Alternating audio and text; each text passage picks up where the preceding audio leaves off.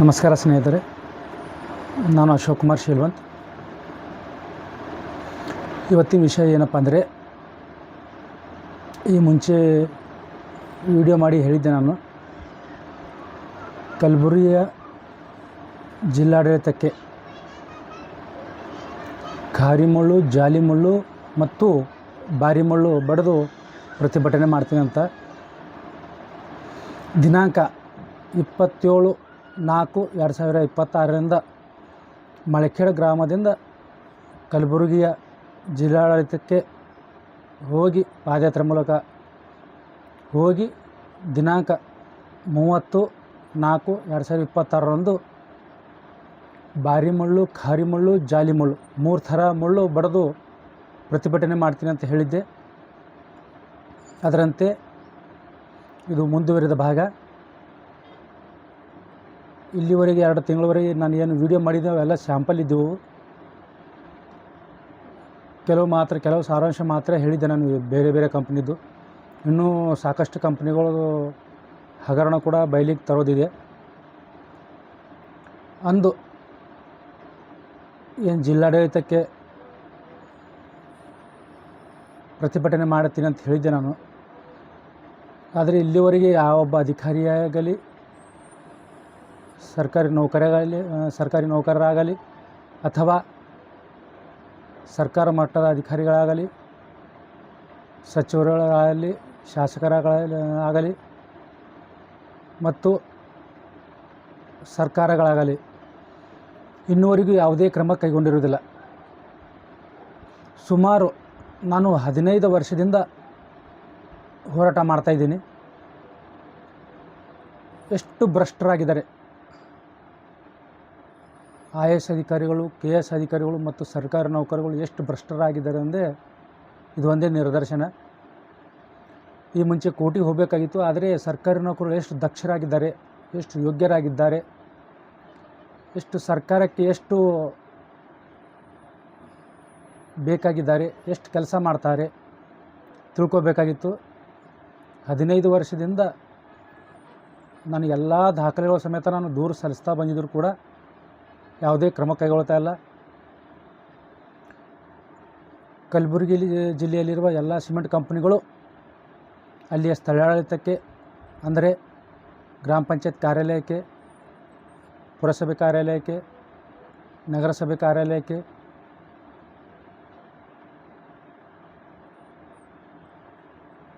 ಮೋಸ ವಂಚನೆ ಮಾಡ್ತಾ ಬರ್ತಾಯಿದ್ದೇವೆ.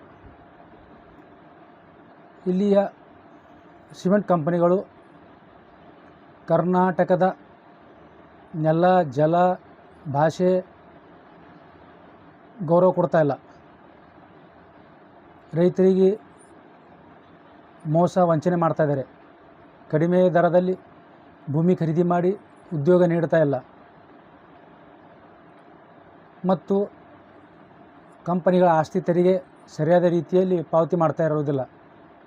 ಹೀಗಾಗಿ ಈಗಾಗಲೇ ನಾನು ಚೆಟ್ಟಿನಾಡು ಕಂಪನಿ ಮಿರಿಯಾಣ ಮತ್ತು ಅನ್ವರ್ ಅದರ ಸಂಬಂಧ ಕುರಿತು ನಾನು ಹಲವು ಬಾರಿ ದೂರು ಸಲ್ಲಿಸಿದ್ದೆ. ನಾನು ಅದು ಕಂಪ್ನಿ ಯಾವಾಗ ಪ್ರಾರಂಭ ಮಾಡಿದೆ ಅಂದಿನಿಂದ ನಾನು ದೂರು ಸಲ್ಲಿಸ್ತಾ ಬಂದಿದ್ದೇನೆ. ಕಂಪ್ನಿ ಒಡೆದು ಹಾಕ್ರಂತ ಮತ್ತು ಶ್ರೀ ಸಿಮೆಂಟ್ ಕಂಪ್ನಿ ಒಡೆದು ಹಾಕ್ರಂತ ದೂರು ಸಲ್ಲಿಸ್ತಾ ಬಂದಿದ್ದೀನಿ. ಮತ್ತು ರಾಷ್ಟ್ರೀಯ ಸಿಮೆಂಟ್ ಕಂಪ್ನಿಯಿಂದ 15 ರಾಷ್ಟ್ರೀಯ cement company, UltraTech cement company ಕುರಿತು 15 ವರ್ಷದಿಂದ ಮತ್ತು ಓರಿಯಂಟ್ ಕಂಪ್ನಿ, ಹೀಗೆ ಹಲವು ಕಂಪನಿಗಳು ಕಾನೂನು ಬಾಹಿರವಾಗಿ ಅಕ್ರಮ ಕಟ್ಟಡಗಳು ನಿರ್ಮಾಣ ಮಾಡಿಕೊಂಡಿವೆ, ಅಕ್ರಮ ಬಹುಮಡಿ ಕಟ್ಟಡಗಳು ನಿರ್ಮಾಣ ಮಾಡಿಕೊಂಡಿವೆ, ಅಕ್ರಮವಾಗಿ ಬೃಹತ್ ಯಂತ್ರೋಪಕರಣ ಸ್ಥಾಪನೆ ಮಾಡಿದ್ದೇವೆ. ಹೀಗಾಗಿ ಅವು ಬಂಡವಾಳಶಾಹಿಗಳು ಇಲ್ಲಿಯ ಕಾಯ್ದೆ ಕಾನೂನುಗಳು ಪಾಲನೆ ಮಾಡ್ತಾ ಇರೋದಿಲ್ಲ ಮತ್ತು ಸ್ಥಳೀಯ ಜನಪ್ರತಿನಿಧಿಗಳು ಇದರ ಕಡೆ ಗಮನ ಕೊಡ್ತಾ ಇಲ್ಲ. ಯಾಕಂತ ಗೊತ್ತಾಗ್ತಾ ಇಲ್ಲ. ಏನು ಅವ್ರಿಗೆ ಅರಿವಿನ ಕೊರತೆ ಇದೆಯಾ ಅಥವಾ ಕೆಲಸ ಮಾಡೋ ಆಸಕ್ತಿ ಇಲ್ಲ. ಉದಾಹರಣೆಯಾಗಿ ಆಸ್ತಿ ತೆರಿಗೆ ಭಾಳಷ್ಟು ಪ್ರಮಾಣದಲ್ಲಿ ಬರಬೇಕಾಗಿತ್ತು. ಆ ಪ್ರಮಾಣದಲ್ಲಿ ಬರ್ತಾ ಇಲ್ಲ. ಆಸ್ತಿ ತೆರಿಗೆ ವಸೂಲಿಯಲ್ಲಿ ಕಲಬುರಗಿ ಜಿಲ್ಲೆ ಭಾಳ ಹಿಂದುಳಿದವು. ಹೀಗಾಗಿ ಇಲ್ಲಿಯ ಸಿಮೆಂಟ್ ಕಂಪನಿಗಳು ಕರ್ನಾಟಕ ಗ್ರಾಮ ಸ್ವರಾಜ್ ಮತ್ತು ಪಂಚಾಯತ್ ರಾಜ್ ಅಧಿನಿಯಮ 1994 ಸೆಕ್ಷನ್ 64, 66 ಮತ್ತು 199, 200, 201, 202, 203 ಉಲ್ಲಂಘನೆ ಮಾಡಿವೆ ಕಲಬುರಗಿ ಜಿಲ್ಲೆಯಲ್ಲಿರುವ ಎಲ್ಲ ಸಿಮೆಂಟ್ ಕಂಪನಿಗಳು. ಮತ್ತು ಕರ್ನಾಟಕ ನಗರ ಮತ್ತು ಗ್ರಾಮಾಂತರ ಯೋಜನೆ ಕಾಯ್ದೆ 1961 ಪ್ರಕಾರ ತಾಂತ್ರಿಕ ಅನುಮೋದನೆ ಪಡೆದುಕೊಂಡು ಬೃಹತ್ ಕಟ್ಟಡಗಳ ನಿರ್ಮಾಣ ಮತ್ತು ಬೃಹತ್ ಯಂತ್ರೋಪಕರಣ ಸ್ಥಾಪನೆ ನಿರ್ಮಾಣ ಮಾಡಬೇಕಾಗಿತ್ತು. ಅದು ಕೂಡ ಉಲ್ಲಂಘನೆ ಮಾಡಿದೆ. ಮತ್ತು ಕರ್ನಾಟಕ ಭೂ ಸುಧಾರಣೆ ಕಾಯ್ದೆ 1961 ಸೆಕ್ಷನ್ 109 1A ಪ್ರಕಾರ ಏನು ಅಧಿಸೂಚನೆ ಸರ್ಕಾರ ಹೊರಡಿಸಿರುತ್ತದೆ ಅದರ ಷರತ್ತುಗಳು ಉಲ್ಲಂಘನೆ ಮಾಡಿದೆ. ಮತ್ತು ಕರ್ನಾಟಕ ಭೂ ಕಂದಾಯ ಕಾಯ್ದೆ 1964 ಸೆಕ್ಷನ್ 95 ಪ್ರಕಾರ ಎನ್ಎ ಮಾಡಿಕೊಂಡು ಕಟ್ಟಡಗಳನ್ನು ನಿರ್ಮಾಣ ಮಾಡಬೇಕಾಗಿತ್ತು. ಅದು ಕೂಡ ಮಾಡಿಕೊಂಡಿರೋದಿಲ್ಲ. ಸೆಕ್ಷನ್ 96 ಪ್ರಕಾರ ಎಲ್ಲ ಸಿಮೆಂಟ್ ಕಂಪನಿಗಳ ಮೇಲೆ ಕ್ರಮ ಕೈಗೊಳ್ಳಬೇಕು. ಇಲ್ಲಿ ಎಲ್ಲ ಸಿಮೆಂಟ್ ಕಂಪನಿಗಳು ಯಾವುದೇ ಒಂದು ಕಟ್ಟಡ ಪರವಾನಗಿ ಇಲ್ಲದೆ, ಯಾವುದೇ ಒಂದು ಬೃಹತ್ ಯಂತ್ರೋಪಕರಣ ಸ್ಥಾಪನೆ ಪರವಾನಗಿ ಇಲ್ಲದೆ ನಿರ್ಮಾಣ ಮಾಡಿವೆ. ಹೀಗಾಗಿ ಎಲ್ಲ ಸಿಮೆಂಟ್ ಕಂಪನಿಗಳು, ಕಲಬುರಗಿ ಜಿಲ್ಲೆಯಲ್ಲಿ ಎಲ್ಲ ಸಿಮೆಂಟ್ ಕಂಪನಿಗಳು ಒಡೆದು ಹಾಕಬೇಕಂತ ತಿಳ್ಕೊಂಡು ನಾನು ಈಗ 2 ತಿಂಗಳಿಂದ ನಾನು ವಿಡಿಯೋ ಮಾಡ್ತಾಯಿದ್ದೀನಿ. ಈಗಾಗಲೇ 15 ವರ್ಷದಿಂದ ನಾನು ಶ್ರೀ ಸಿಮೆಂಟ್ ಕಂಪನಿ ಕೋಡ್ಲ ಮತ್ತು ಬೆನಕಳ್ಳಿ, ರಾಷ್ಟ್ರೀಯ ಸಿಮೆಂಟ್ ಕಂಪನಿ ಮಳಿಖೇಡ್ ಮತ್ತು Chettinad cement company, Vikas Sagar cement company ಮತ್ತು ಓರೆಂಟ್ ಸಿಮೆಂಟ್ ಕಂಪನಿ ಕುರಿತು ಡೆಮಾಲಿಷ್ ಮಾಡ್ರಿ ಅಂತ ತಿಳ್ಕೊಂಡು ನಾನು ಹಲವು ಬಾರಿ ದೂರು ಸಲ್ಲಿಸ್ತಾ ಬಂದಿದ್ದೀನಿ. ಡಾಕ್ಟರ್ ಶ್ಯಾಮಪ್ರಕಾಶ್ ಪಾಟೀಲ್ ಅವರಾಗಲಿ ಮತ್ತು RDP ಮಿನಿಸ್ಟರ್ ಆದಂಥ ಪ್ರಿಯಾಂಕ್ ಖರ್ಗೆ ಅವರಾಗಲಿ ಯಾವುದೇ ಕೆಲಸ ಮಾಡ್ತಾಯಿಲ್ಲ. ಗಾಢ ನಿದ್ರೆಯಲ್ಲಿದ್ದಾರೆ ಇವರೆಲ್ಲ. ಮತ್ತು ಜಿಲ್ಲಾಧಿಕಾರಿಗಳಾದಂಥ ಫೌಜಿಯಾ ತರನ್ನುಮರು ಕಂಪ್ನಿಯ ಏಜೆಂಟು ಮತ್ತು ದಲಾಲರ ಥರ ಬಿಹೇವ್ ಮಾಡ್ತಾಯಿದ್ದಾರೆ.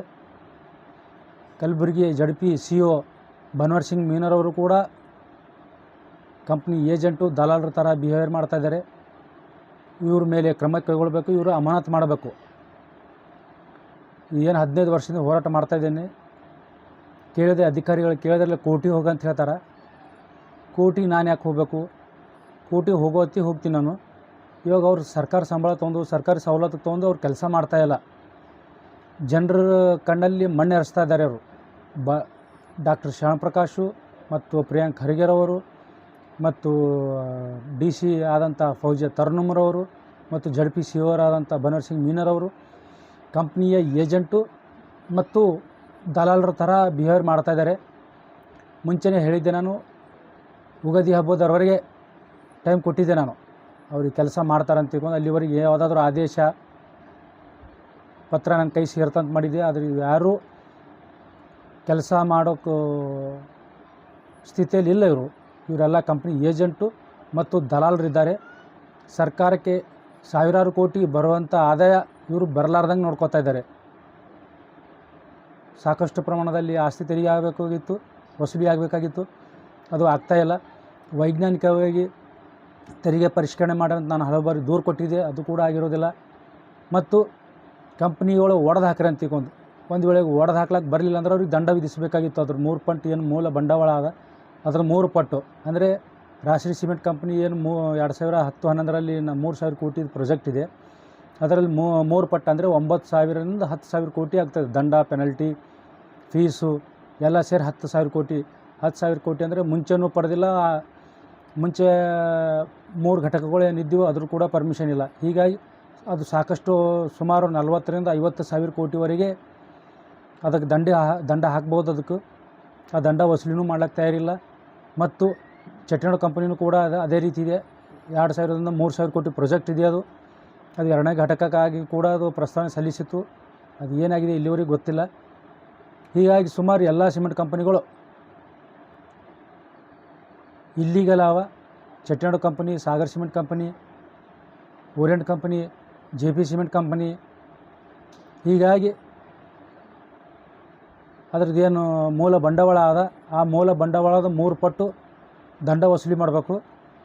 ಇದು ಯಾಕೆ ಹೇಳ್ತಾ ಇದ್ದೀನಪ್ಪ ಅಂದರೆ ಕೊಡಗು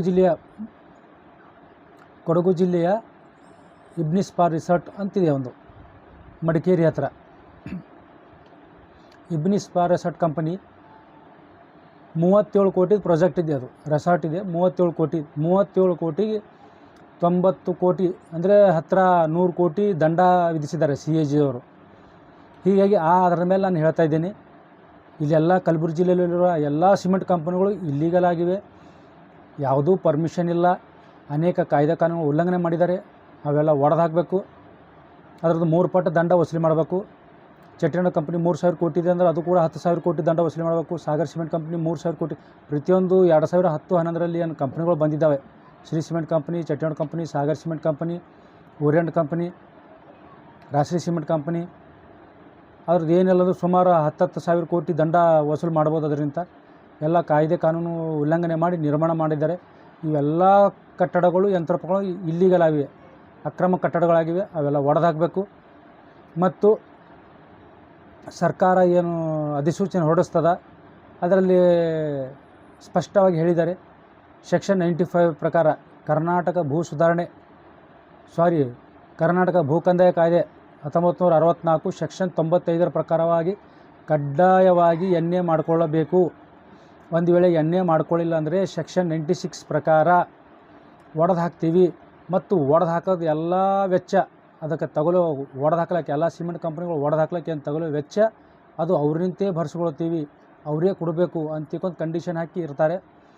ಮತ್ತು ಜಿಲ್ಲಾಧಿಕಾರಿಗಳು ಎನ್ಎ ಮಾಡುವಾಗ ಕೂಡ ಸ್ಪಷ್ಟವಾಗಿ ಎನ್ಎ ಆದೇಶ ಮಾಡುವಾಗ ಕೂಡ ಷರತ್ತುಗಳು ವಿಧಿಸಿರ್ತಾರೆ.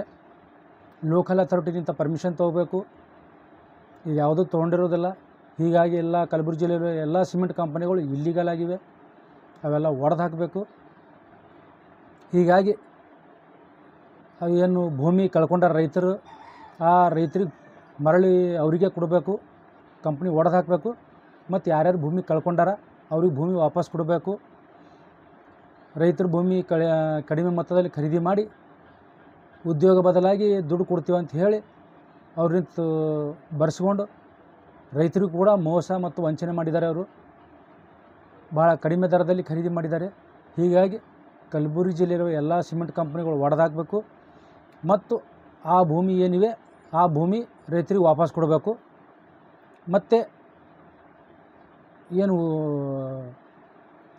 CSR ಆಗಲಿ ಅಥವಾ ಆಸ್ತಿ ತೆರಿಗೆ ಆಗಲಿ ಇದು ಯಾವುದೂ ಕಟ್ಟಿರುವುದಿಲ್ಲ. ಅವೆಲ್ಲ ದುಡ್ಡು ಯಾವ ಕಡೆ ಹೋಗ್ತದೆ ಗೊತ್ತಿಲ್ಲ. ಹೀಗಾಗಿ ಇವೆಲ್ಲ ನಾನು ಇಲ್ಲಿವರೆಗೆ 2 ತಿಂಗಳಿವರೆಗೆ ನಾನು ಏನು ವಿಡಿಯೋ ಮಾಡಿದ್ದೆ ಅವೆಲ್ಲ ಶಾಂಪಲ್ ಇದ್ದಿದ್ದೆವು, ಸುಮ್ಮನೆ ಓರಲಾಗಿ. ಇವತ್ತು ರಾತ್ರಿವರೆಗೆ ಬರ್ತದೆ ಒಂದು ವಿಡಿಯೋ. ಎಲ್ಲ ಸಿಮೆಂಟ್ ಕಂಪನಿಗಳು ಯಾಕೆ ಒಡೆದು ಹಾಕಬೇಕು, ಅವು ಏನೇನು ಕಾಯ್ದೆ ಕಾನೂನು ಉಲ್ಲಂಘನೆ ಮಾಡಿದ್ದಾವೆ ಅವೆಲ್ಲ ನಾನು ಸವಿವರವಾಗಿ ತಿಳಿಸ್ತಾ ಹೋಗ್ತಿದ್ದೀನಿ. ಯಾವ ರೀತಿ ನಾನು ಹೋರಾಟ ಮಾಡಿದ್ದೀನಿ, ನನಗೆ ಎಷ್ಟು ತಿಳಿದೋ ಅಷ್ಟು ನಾನು ಹೋರಾಟ ಮಾಡಿದ್ದೀನಿ 15 ವರ್ಷದಿಂದ. ಇವೆಲ್ಲ ಕಂಪನಿಗಳು ಒಡೆದು ಹಾಕಬೇಕು, ಇಲ್ಲ ಅವ್ರ ರೀತಿ ಏನಾದ 10,000ರಿಂದ 50,000ವರೆಗೆ ದಂಡ ವಸೂಲು ಮಾಡಬೇಕು. ಹೀಗಾಗಿ ಎಲ್ಲ ಏನು ನಿರ್ಮಾಣ ಮಾಡಿವೆ ಎಲ್ಲ ಅಕ್ರಮ ಕಟ್ಟಡಗಳವ, ಯಾವುದೇ CSR ಇಲ್ಲ. ಆಮೇಲೆ ಕಾರ್ಮಿಕ ಕಲ್ಯಾಣ ಮಂಡಳಿ ನಿಧಿ ಕೂಡ ಯಾವುದೇ ಸಂದಾಯ ಮಾಡಿರುವುದಿಲ್ಲ. ಸಾಕಷ್ಟು ವಿಚಾರಗಳು ಹೇಳೋದಿದೆ, ನಾನು ತಿಳಿಸ್ತಾ ಹೋಗ್ತೀನಿ. ಇವೆಲ್ಲ ನಾನು ಏನು ಇಲ್ಲಿವರೆಗೆ ಮಾಡಿದ್ದೆ ವಿಡಿಯೋಗಳು ಅವೆಲ್ಲ ಸ್ಯಾಂಪಲ್ ಇದ್ದವು. ಇಂದಿನಿಂದ ಬ್ರೀಫಾಗಿ ಕುಲಂಕುಷವಾಗಿ ಎಲ್ಲ